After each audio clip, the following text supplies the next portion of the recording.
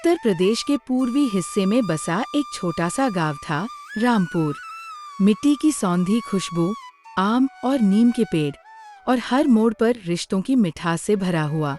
इसी गांव की सबसे प्यारी सदस्य थी एक बूढ़ी गाय, गौरी।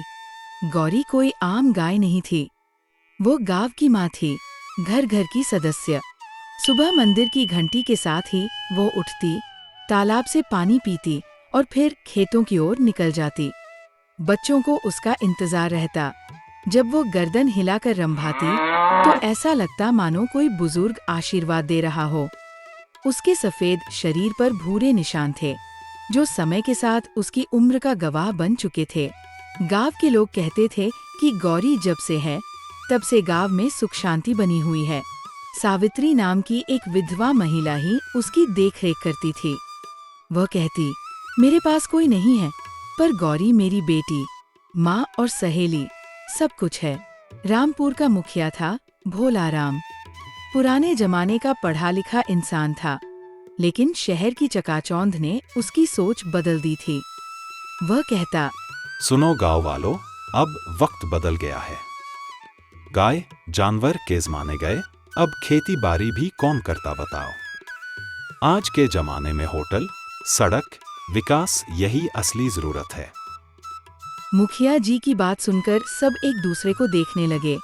फिर निर्णय लिया गया कि कल शाम को पीपल के पेड़ के नीचे बैठक होगी और सब कोई मिलकर सहमति से निर्णय लिया जाएगा।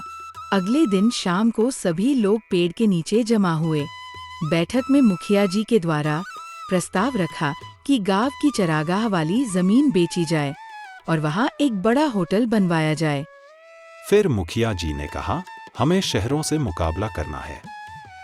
इन जानवरों के लिए जमीन बर्बाद नहीं कर सकते। आजकल खेती से भी कुछ खास मुनाफा नहीं हो रहा है। गांव में खलबली मच गई। बुजुर्गों की आंखों में चिंता थी, युवाओं में भ्रम और औरतों में डर। सावित्री ने तुरंत विरोध किया। मुखिया जी, वो जमीन नहीं, हमारे पशुओं का जीवन है। वहाँ गौरी जैसे जीव अपना पेट भरते हैं। पर भोलाराम ने हंसते हुए कहा, एक बूढ़ी गाय के लिए गांव का भविष्य रोकना मूर्खता है। कुछ ही दिनों बाद चरागाह की जमीन पर जेसीबी चलने लगी। डरकर गौरी गांव में इधर उधर भागने लगी। तभी रास्ते में एक तेज आ रही बड़े बाबू की कार ने टक्कर मार दी। उसका पैर बुरी तरह टूट गया। वह जमीन पर गिर पड़ी और दर्द से तड़पने लगी। बच्चों ने देखा तो दौड़ते हुए गांव पहुंचे। गौरी माई गिर गई, खून बह रहा है। सावित्री दौड़ती हुई पहुंची। उसने गौरी के सिर को गोद में लिया और रोते हुए बोली, तू मेरी बेटी है, तेरे बिना मैं कैसे जीऊंगी। गांव के कुछ युवा ने तुरंत डॉक्टर को कॉल किया और जल्दी आने को कहा। भोलाराम ने ठंडे स्वर में कहा, अरे बेवकूफों, एक गाय पर पैसे बर्बाद करने का कोई मतलब नहीं। गांव के लोगों का दिल टूट गया। गौरी को एक कोने में लिटा दिया गया। उसका शरीर ठंडा पड़ता जा रहा था, लेकिन आंखें अभी भी जीवित थी, जैसे वह किसी अपने की राह देख रही हो।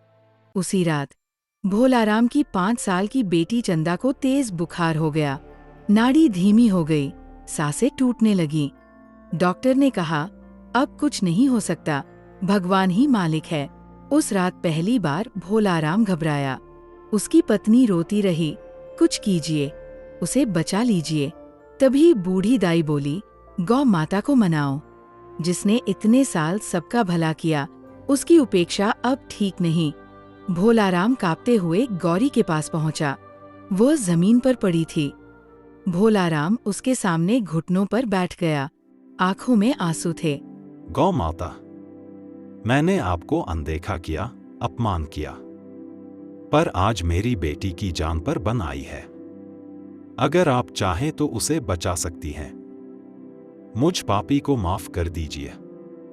पता नहीं मुझसे इतना बड़ा गलती कैसे हो गया। मुझे अपना बच्चा समझकर एक बार माफ कर दो माँ। गौरी ने धीरे से आंखें खोलीं, एक हल्की सी रंभाहट की और अपनी जीभ से भोलाराम के हाथ को छू लिया, जैसे भोलाराम की सारी बातें सुन ली हो और उसे माफ कर दी हो। सुबह चमत्कार हुआ। चंदा की तबीयत अचानक सुधरने लगी। डॉक्टर भी हैरान थे। भोलाराम ने उसी दिन ऐलान किया, चरागाह अब होटल नहीं बनेगा, अब वहाँ गौशाला बनेगी और मैं अपनी जिंदगी सेवा में बिताऊंगा। गांव के लोग भावुक हो गए। उन्होंने मिलकर गौरी का इलाज करवाया। चरागाह को साफ किया गया और वहाँ एक सुंदर गौशाला बनाई गई। हर घर से एक व्यक्ति हर रोज सेवा में आता। उधर गौरी अब ठीक हो गई थी, लेकिन उसकी उम्र बढ़ चुकी थी। एक दिन वह मंदिर के सामने चुपचाप बैठी रही। सांझ होते होते वो वहीं सो गई, हमेशा के लिए।